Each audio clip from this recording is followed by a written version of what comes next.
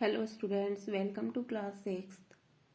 बच्चों, आज हम अपनी अंतरा व्याकरण जो हमारी बुक है, आज हम इसमें पाठ पढ़ेंगे 19। ठीक है, जो कि वाक्य विचार के बारे में है। ठीक है, हम पढ़ेंगे आज कि वाक्य विचार क्या होता है। ठीक है, तो चलिए सबसे पहले हम देखते हैं इसमें उदाहरण। ताजमहल है स्थित आगरा में। ठीक है, इस तरीके से इसमें ये वाक्य जो है वो लिखा हुआ है पूरा। उपयुक्त शब्दों का समूह तो कहा जा सकता है। ये जो इतने सारे शब्द दिए हैं, इसको क्या कह सकते हैं? शब्दों का समूह तो कह सकते हैं, लेकिन वाक्य नहीं, क्योंकि इस शब्द समूह से वक्ता की बात स्पष्ट नहीं हो रही। ठीक है, शब्द समूह तो इसको कह सकते हैं, लेकिन एक सही वाक्य नहीं कह सकते, क्योंकि जो भी वक्ता कहना चाह रहा है वो बात उसकी स्पष्ट नहीं हो रही है। और एक सही वाक्य क्या होता है? जिसमें कि वक्ता जो है कहने वाला, उसकी बात जो है वो स्पष्ट हो। ठीक है, अब चलिए हम दूसरा वाला ये शब्द समूह जो लिखा हुआ है इसको पढ़ते हैं। ताजमहल आगरा में स्थित है। ठीक है, उपयुक्त शब्द समूह से वक्ता की बात स्पष्ट हो रही है, अर्थात इस शब्द समूह से अर्थ का बोध हो रहा है, अतः यह वाक्य है। अब है ये वाक्य की परिभाषा। शब्दों के सार्थक समूह को वाक्य कहते हैं। ठीक है, एक बार और समझ लीजिए आप लोग। शब्दों के सार्थक समूह को वाक्य कहते हैं। सार्थक समूह मतलब जो भी बात कह रहे हैं हम, वो बात स्पष्ट हो रही है, उसका अर्थ निकल रहा है। ठीक है, तो वो होता है शब्दों के सार्थक समूह को वाक्य कहते हैं। वाक्य के अंग। वाक्य के दो अंग होते हैं, उद्देश्य और विधि है। अब वाक्य के दो अंग हैं, उद्देश्य, विधि है। अब हम इनके बारे में पढ़ेंगे। उद्देश्य क्या होता है? आप लोगों ने इंग्लिश में भी पढ़ा होगा, इंग्लिश ग्रामर में, पार्ट्स ऑफ सेंटेंस, सब्जेक्ट और प्रेडिकेट। ठीक है, तो जो सब्जेक्ट होता है उसी को उद्देश्य बोलते हैं, जो प्रेडिकेट होता है उसको विधेय बोलते हैं। ठीक है, तो चलिए सबसे पहले हम समझेंगे कि उद्देश्य क्या है। वाक्य में जिसके विषय में बात कही जाए या जो क्रिया को करने वाला है उसे उद्देश्य कहते हैं। ठीक है, कोई भी वाक्य है, जिस भी वाक्य के विषय में कुछ कहा जा रहा है तो वो होता है उद्देश्य। विधेय, उद्देश्य के विषय में जो कुछ कहा जाए उसे विधेय कहते हैं। इस प्रकार यह स्पष्ट है कि उद्देश्य खंड में कर्ता तथा उसकी विशेषताएं बताने वाला अंश होता है और विधेय खंड में क्रिया तथा कर्म आदि अंश होते हैं।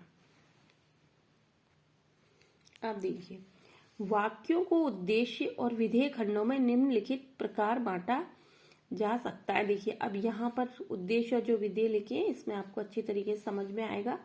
जैसे एक सेंटेंस है, काव्या खेल रही है, ऋतु सफाई कर रही है, निधि पढ़ रही है, विकास नहा रहा है। अब इसमें उद्देश्य और विधेय बताते हैं। उद्देश्य क्या हो गया? काव्या। ठीक है, और विधेय क्या हो गया? खेल रही है। उद्देश्य ऋतु, विधेय सफाई कर रही है। उद्देश्य निधि, विधेय पढ़ रही है। उद्देश्य विकास, विधेय नहा रहा है। तो ये हो गया उद्देश्य और विधेय।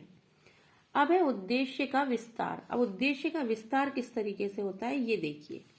उद्देश्य की विशेषता बताने के लिए उसके साथ जोड़े जाने वाले शब्द उद्देश्य का विस्तार कहे जाते हैं। एक बार फिर से समझ लीजिए। उद्देश्य की विशेषता बताने वाले, यानी ये उद्देश्य है, इसकी विशेषता बताने के लिए उसके साथ जोड़े जाने वाले शब्द उद्देश्य का विस्तार कहे जाते हैं। जैसे वाक्य है, पहले ये पूरा वाक्य, इसमें उद्देश्य और उद्देश्य का विस्तार। वह छोटा लड़का पढ़ रहा है, शाम का भाई पार्क में खेल रहा है। तो उद्देश्य क्या हो गया? लड़का। ठीक है, और उद्देश्य के विस्तार में क्या हो गया? वह छोटा। ठीक है, यानी कि लड़का तो उद्देश्य है, लड़का ही तो पढ़ रहा है। ठीक है, ये तो उद्देश्य हो गया, पढ़ रहा है विधेय हो गया। लेकिन उद्देश्य का जो विस्तार है वो कैसे करते हैं? यानी कि लड़के के बारे में कोई विशेषता बता दी है कि वह छोटा है। ठीक है, उद्देश्य की विशेषता बताने वाले, यानी कि उद्देश्य की विशेषता बता दी, वह छोटा। तो ये हो गया उद्देश्य का विस्तार। अब है शाम का भाई पार्क में खेल रहा है। तो खेल कौन रहा है? भाई खेल रहा है, लेकिन उद्देश्य का विस्तार क्या कर दिया? शाम का भाई है। ठीक है, तो ये क्या हो गया? शाम का। उपयुक्त वाक्यों में प्रयुक्त शब्द क्रमशः वह छोटा, शाम का, कर्ता का विस्तार है, क्योंकि ये सभी शब्द कर्ता की विशेषता बता रहे हैं। अब इसकी देखिए उद्देश्य का विस्तार। उद्देश्य की किसी विशेषता को बताने वाले शब्द उद्देश्य का विस्तार कहलाते हैं। अगर पूछा जाए उद्देश्य का विस्तार किसे कहते हैं, तो आप लिखेंगे उद्देश्य की किसी विशेषता को बताने वाले शब्द उद्देश्य का विस्तार कहलाते हैं। अब है विधेय का विस्तार।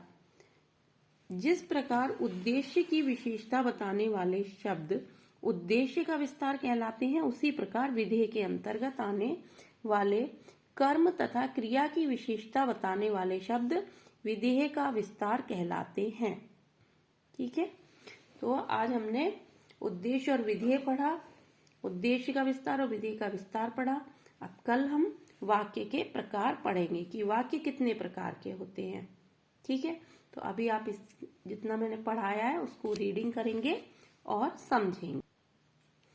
एक बात और मैं आपको बता देती हूँ, देखिए पाठ 18 जो हमने अभी पढ़ा था, इसमें आपने कॉपी जो आपकी नोटबुक है, अभ्यास पुस्तिका है, उसमें आपको कहाँ क्या काम करना है, किस तरीके से नोट्स बनाने हैं, वो मैं आपको एक बार और बता देती हूँ। देखिए सबसे पहले तो हम अविकारी शब्द का मतलब लिखेंगे और इसको यहाँ से लेके यहाँ तक अविकारी शब्दों को अव्यय कहते हैं, यहाँ तक लिखेंगे। उसके बाद बच्चों आपको 3 उदाहरण, ये वाले उदाहरण लिखने हैं। आपकी इच्छा है ये वाले लिखे या ये वाले लिखे, लेकिन तीनों ही उदाहरण आपको लिखने होंगे।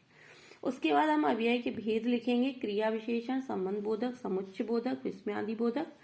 फिर हम क्रिया विशेषण की परिभाषा लिखेंगे यहाँ से और क्रिया विशेषण के उदाहरण लिखेंगे।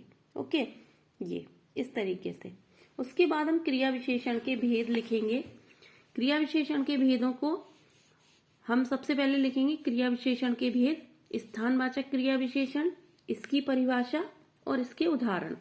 कालवाचक क्रिया विशेषण, इसकी परिभाषा और उदाहरण। इसी तरीके से हम रीतिवाचक क्रिया विशेषण लिखेंगे, इसकी परिभाषा और उदाहरण। फिर हम परिमाणवाचक क्रिया विशेषण लिखेंगे, इसकी परिभाषा लिखेंगे और इसके उदाहरण लिखेंगे। ठीक है, फिर है हमारा संबंध बोधक। संबंध बोधक की सबसे पहले हम परिभाषा लिखेंगे और इसके 2 उदाहरण लिखेंगे। ठीक है, संबंध बोधक के भेद लिखेंगे, कालवाचक संबंध बोधक, स्थानवाचक संबंध बोधक, और इसके आपको दो इसके आपको इस तरीके से उदाहरण देने हैं कि इसमें किन शब्दों का प्रयोग किया जाता है। इस तरीके से आपको 10 लिखने हैं ये, इसके जो भेद है वो संबंधवाचक के। उसके बाद है हमारा समुच्चय बोधक। समुच्चय बोधक की आपको परिभाषा लिखनी है और इसके 2 उदाहरण लिखने हैं। समुच्चय बोधक के हम भेद लिखेंगे। फिर समुच्चय बोधक अव्यय के 2 भेद होते हैं, समानाधिकरण और व्यधिकरण। ठीक है, इस तरीके से समानाधिकरण समुच्चय बोधक किसे कहते हैं और व्यधिकरण समुच्चय बोधक किसे कहते हैं, ये आपको लिखना है और इसके उदाहरण लिखने हैं। ओके, इसके बाद हमारा जो लास्ट है वो है विस्मयादि बोधक। विस्मयादि बोधक की आपको परिभाषा लिखनी है पहले और उसके बाद उसके उदाहरण लिखने हैं। फिर विस्मयादि बोधक जो शब्द हैं वो किस प्रकार हैं, तो आपको इस तरीके से लिखने हैं जैसे आपके बुक में लिखा है, हर्ष सूचक, आह, वाह वाह। इसी तरीके से आपको ये पूरा वर्क अपनी नोटबुक में, फेयर नोटबुक में करना है। ओके, चलिए, ओके बेटा, बाय, थैंक यू।